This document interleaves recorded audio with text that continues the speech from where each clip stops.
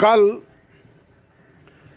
हम एक जगह पर बैठे हुए थे, कई सम्मानित लोग भी साथ में थे और हमने कहा कि उत्तराखंड में भयंकर लैंडस्लाइड हुआ है और पंजाब में भी बहुत भयानक बाढ़ आई है।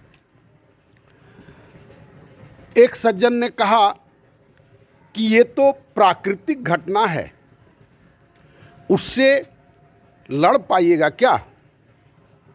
हम कहे कि लड़ नहीं पाएंगे, ये सही बात है, लेकिन दोस्ती तो कर पाएंगे।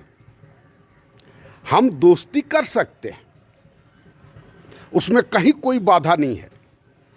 जैसे ही कोई समस्या आती है, तुरंत लोगों के दिमाग में लड़ना भिड़ना आ जाता है।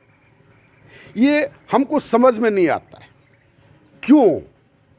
ये जो लड़ने भिड़ने का जो नीच प्रवृत्ति है, तुरंत अल्टरनेटिव में वो दिमाग में आता है।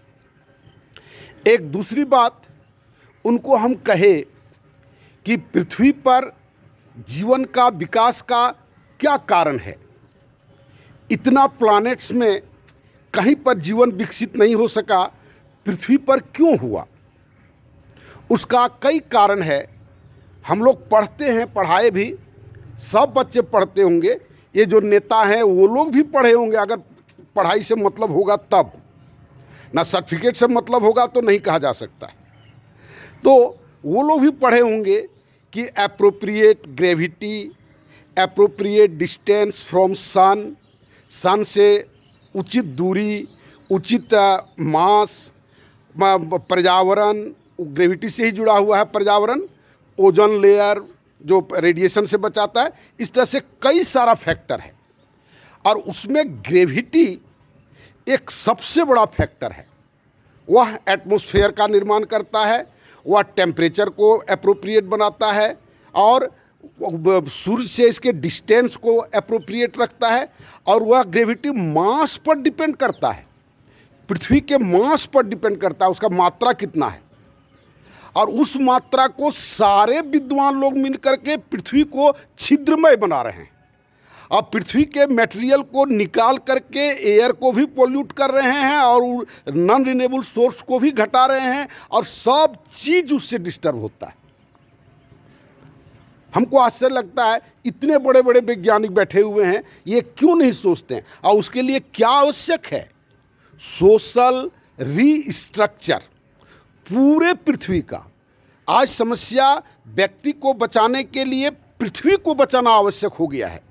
अगर हम पृथ्वी को बचा पाने में असमर्थ होते हैं तो सब राष्ट्र का राष्ट्रीयता खत्म हो जाएगा, सारे देशभक्तों की भावना खत्म हो जाएगी। इसलिए देशभक्ति या राष्ट्रीयता अब एक सीमित दायरे में लोग सोचना शुरू करना चाहिए। हम पृथ्वी को बचा, अब पृथ्वी को बचाने का एकमात्र कारण है, साधन है कि हम ऐसा सोशल सिस्टम डेवलप करें, ऐसा वैज्ञानिकता डेवलप करें, ऐसे मानसिकता डेवलप करें कि हम प्रकृति के साथ प्रेम करें, प्रकृति के साथ हम लड़ें नहीं, प्रकृति को हम नष्ट न करें। और यह एक बिना सामाजिक संरचना के उपाय नहीं है।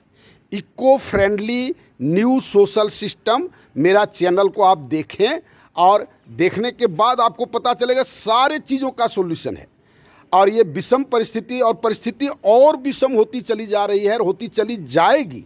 अगर हम लोग इस तरह से निश्चेष्ट बैठे रहेंगे तो आने वाला हमारा वंशज नहीं सर्वाइव कर पाएगा।